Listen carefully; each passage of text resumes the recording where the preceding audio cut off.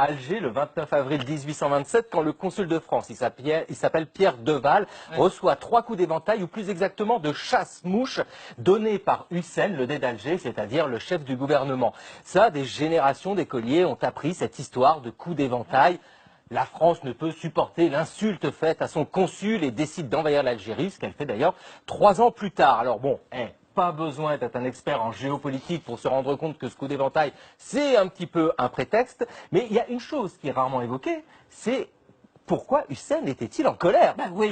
On s'est souvent contenté, vous savez, de stéréotypes racistes du genre les Arabes sont arrogants, ils sont colériques, etc. Non, Hussein avait de vraies raisons d'être grognon.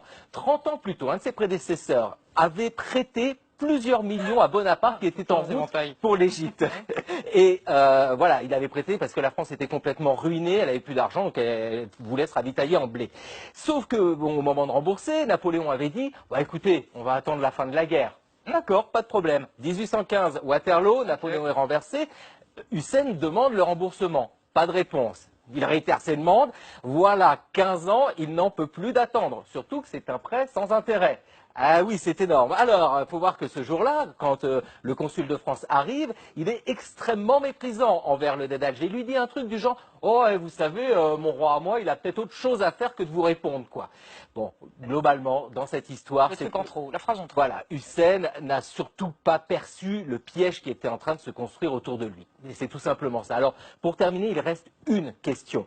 C'est-à-dire qu'on ne sait pas trop si Hussein assène son coup avec le manche du chasse-mouche ou avec les plumes. Et vous le savez bien, il faut toujours se méfier des trucs en plumes.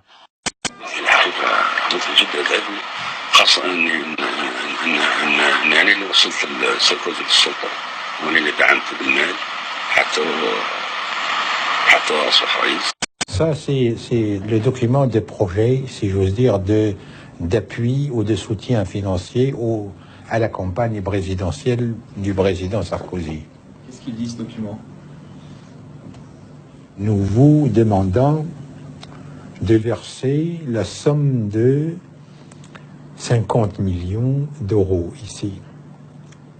Tout d'abord, il faut que Sarkozy rende l'argent qu'il a accepté de la Libye pour financer sa campagne électorale. Le colonel Kadhafi a méprisé cet avertissement. De l'armée libyenne. 9 heures. Un missile tombe à proximité de l'hôpital central. Le Conseil national de transition l'affirme, Mouammar Kadhafi et bien Mathieu. Oui.